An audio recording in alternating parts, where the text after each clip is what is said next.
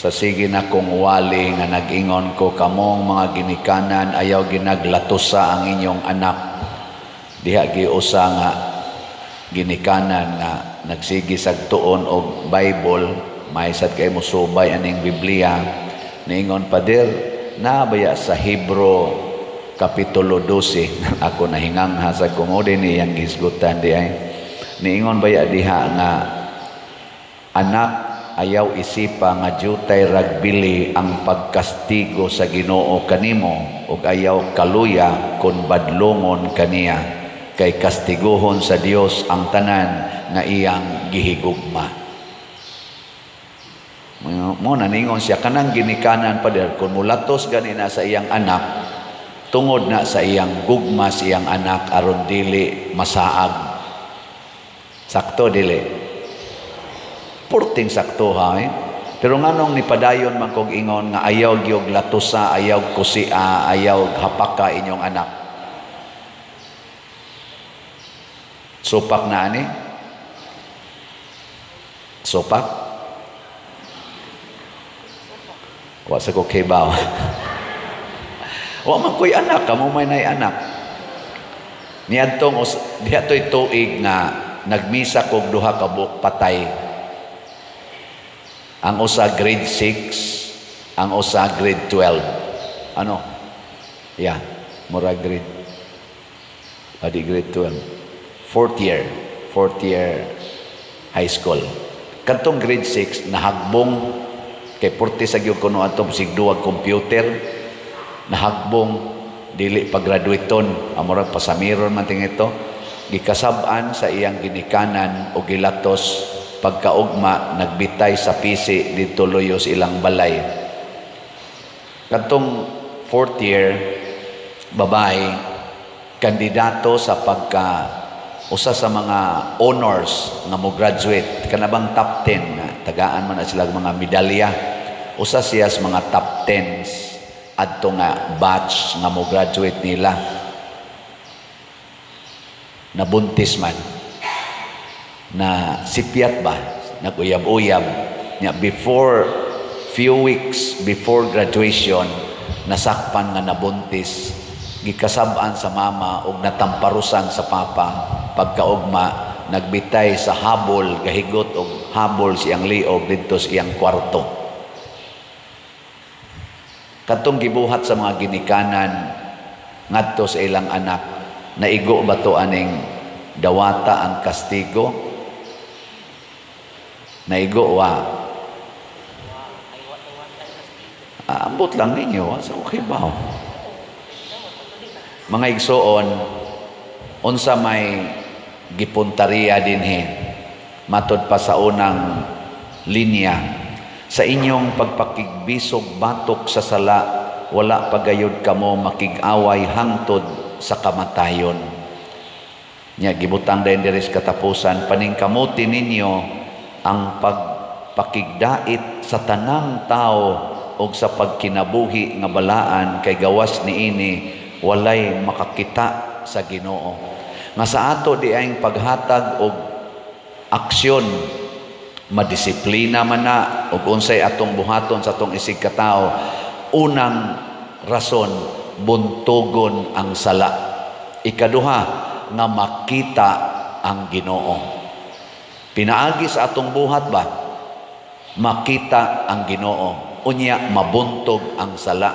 Kana nga context, mabuhat nato ang tanan basta mahitabo na siya. Mao na si Santa Agida, ang sa mayang gibuhat, nga daghan man kay mga sad-an atong panahon na, labi ng mga leaders, pamatyon man ang motuos Ginoo, niining mga first 2 centuries sa atong human namatay si Kristo.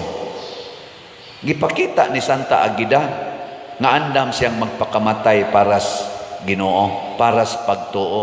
Ug pinaagi siyang kamatayon, nakita ang Ginoo diha niya. Wa siya mudag armas, wa siya makigpinusilay, wa siya makig-away, wa siya magyaw-yaw nga nagsyagit-syagit, nagdag placard, siging syagit-syagit.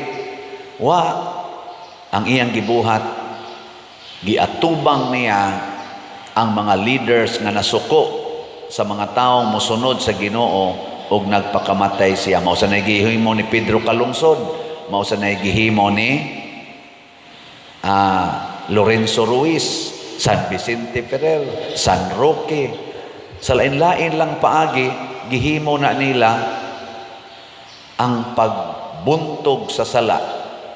Ug unsa man nga sala nga dako kaayo nga sala dinhis kalibutan karon, kanang dili na ta maminaw sa pulong sa Ginoo.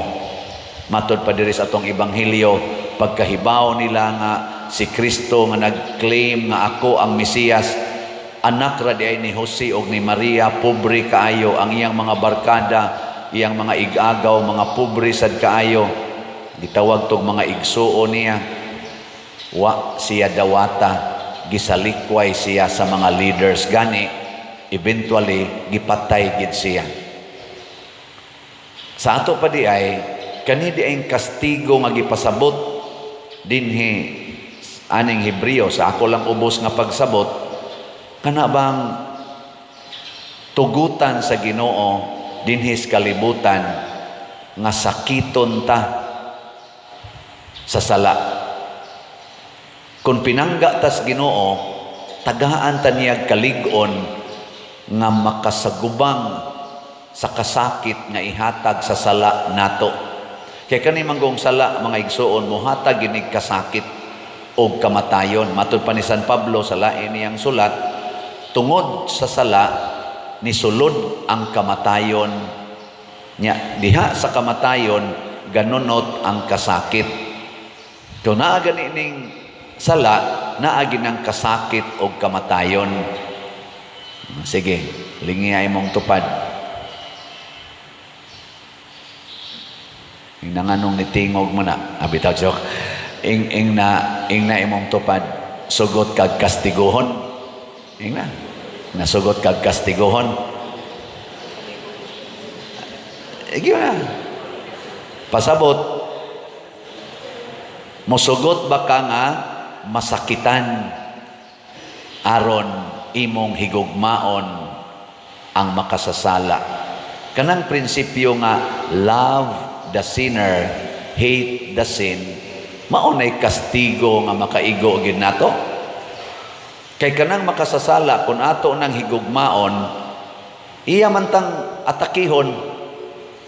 Nya unsao man paghigugmas makasasala, matud pa ni Kristo, sultihi siya sa iyang sala. Maragi na, sultihi siya sa iyang sala. Unya kung ato siyang sultihan siyang sala, patay ka riya. Muna si Jesus, unsa may iyang giwali nga nakapa amazed, nakapa trigger sa interest sa mga leaders sa iyang panahon. Gasigi siya sulti sa mga sala, sa mga leaders. Matod pa niya, mga tigpakaron ingnon kamo. Nagpatambok mo sa inyong kaugalingon, imbis nga inyong atimanon ang inyong mga karnero, giihaw na noon ninyo o inyong gikaon. Di ba?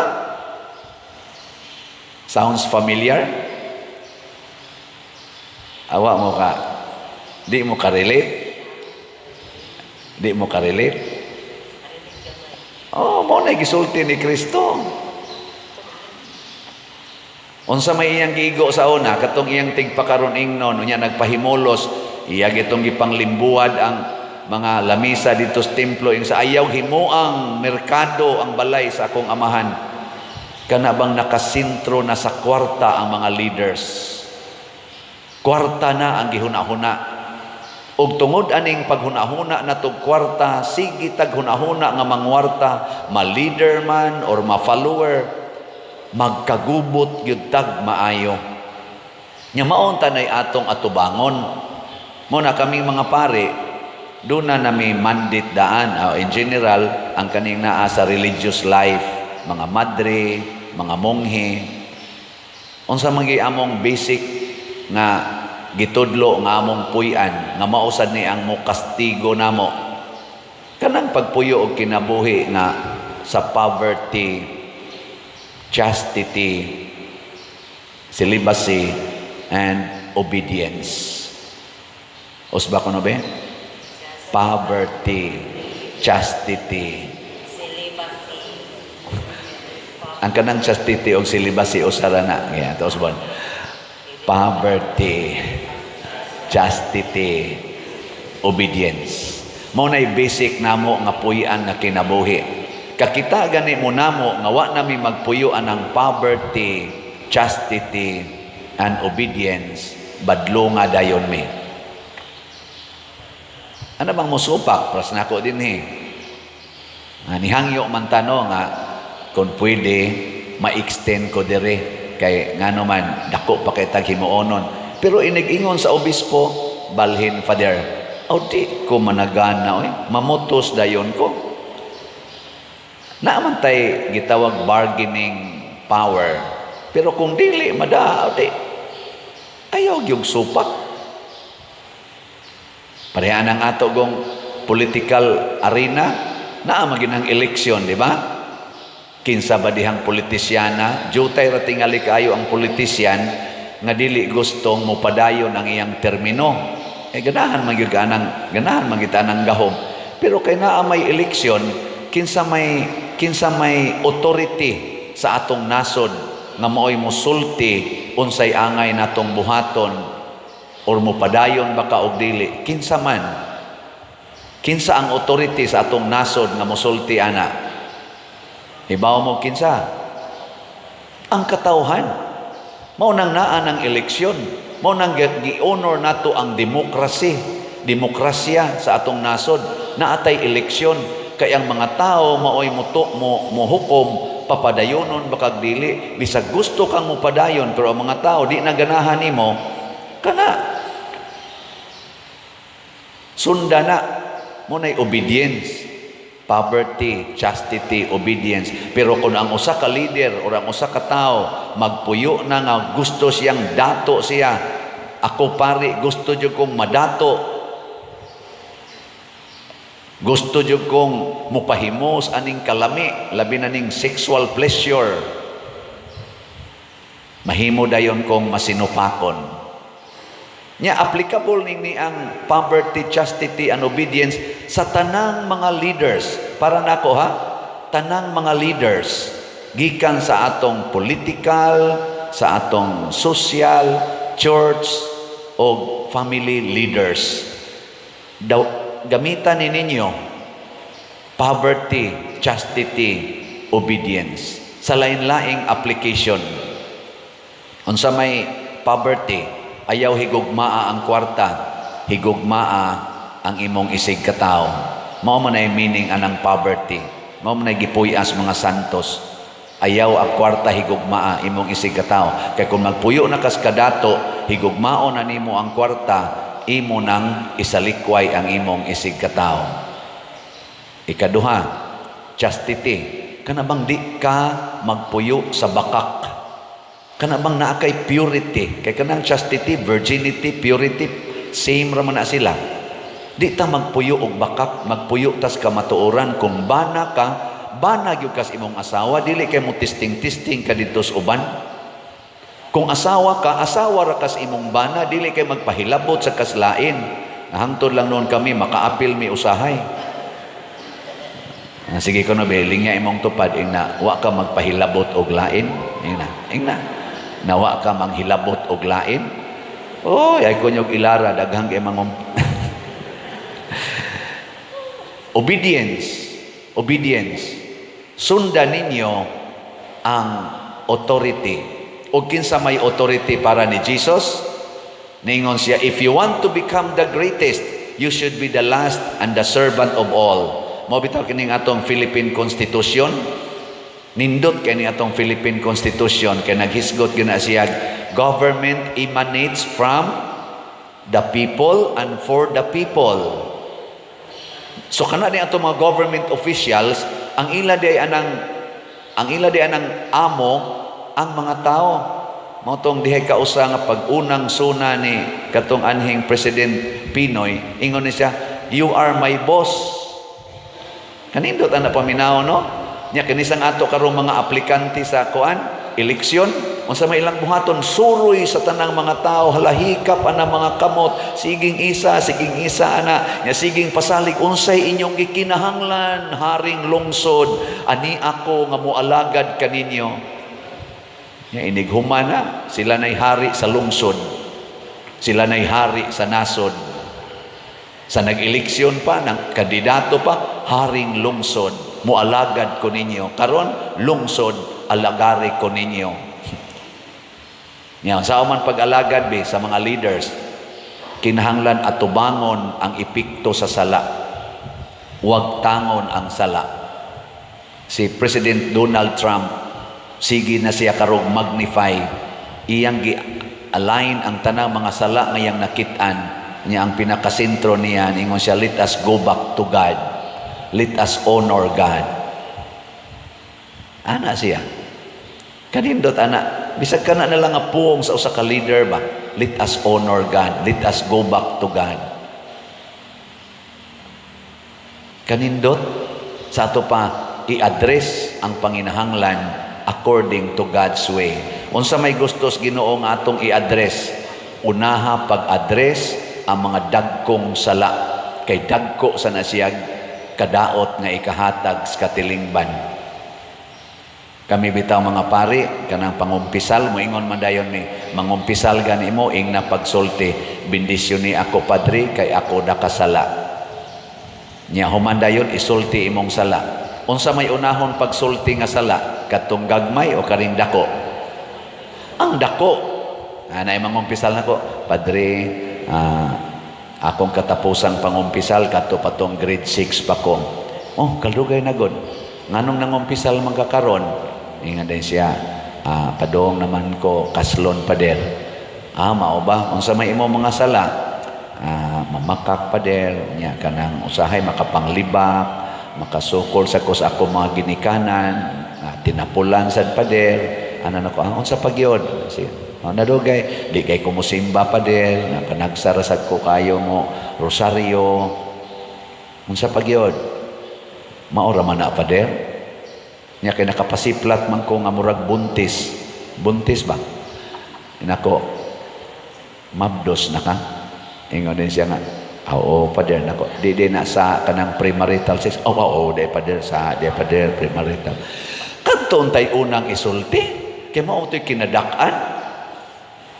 Kung magpasan kag padadaan ti kag bato, na ibato nga imong gipasan nga 20 kilos, na ibato sad nga gisud sa imong bulsa nga tag 2 kilos, nya galakaw ka, pertinan nimong kapuya. Kung gusto kang mopahuway, hay may una nimong ibutang kaning tag 2 kilos o karing 20 kilos.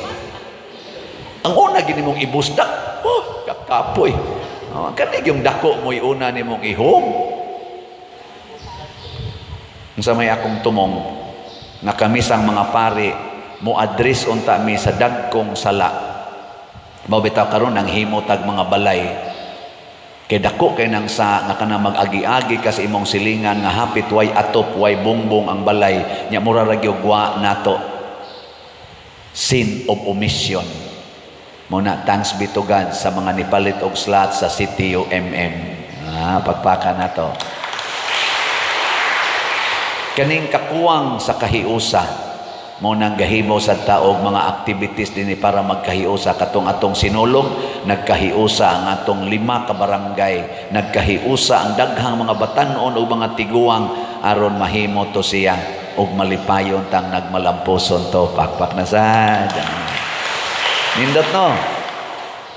Naghimo tag kumbinto para makita nato nga duna na gid tay kapunduhan, mga himuanag, mga seminars ug uban pa para mapalambo pa ang atong pagtuo kay lisod kay nang wa tay lugar nga anha ta mag-teaching. Pakpak na sad. Nya unsaon pag-address, hutdag palit ang slot. Kana ra gyud. Ang atong SBF dag para sa kumbinto na pay 9,611 ka slots, tag 500 pesos per slot. Ang atong is in HG katong Santo Niño's Healing Gifts katong nahuman natong sinulog na pay 4,991 tag 100 ra ni hutdon tanirong si manaha Nya sa katong kang para haligi para ni Mama Mary katong itabang nato sa tukuron sa nga simbahan lain sa ning dakong problema sa parokya sa Kolonya with Father Arnel Ponce na apay 9,773 ka slots na available. Padayon mo palit ani dili. Kana hinayag tingog koy. I-address lagi nato. Ing kapadir ako maning ipliti. Ayaw sag pliti kay gamay ra kay nang problema ha. Karing pagtukod og simbahan. Karing paghurot aning ni ang atong slots. Ay sada nang pliti lakaw lang usa. Mo bitan na karon nagsigog tan-aw social media ba ato lang ning isingit gamay. I hope na makatabang ni gamay nga maka-advise sa ato mga leaders. Kanang atong House of Representatives nagrepresent nas mga tao, anha nila diha i-address ang dagkong problema sa atong nasod og mga problema magamay magmadako. Unahon unta ang dako. Dugay kayo ang hearing sa about atong confidential fund nga 125 million. Dugay kay itong nahuman ni sangko sa impeachment na proposal. Pero naidagko kayong problema nga gipresenta wa pag-hearing hangtod karon. Karon diha na sa hearing karon bago na okay na sad ang mga vloggers kay gipatawag 40 ka book vloggers gahapon man ting ito. Hiringon na sad sila about aning fake news. Pero naa sa daghan kaayo nga sitwasyon sa atong gobyerno karon nga nakaapektar kaayo, why nag-hearing? Ako lang mensyonon, naamon na social media, sa ako ra saning nakita diha. Una, kadtong gi-accused nga flood control na 500 billion kuno to'y worth ato, why nag-hearing nganong kusog kayo ang baha sa atong nasod? Why nag-hearing ana? Kana na ang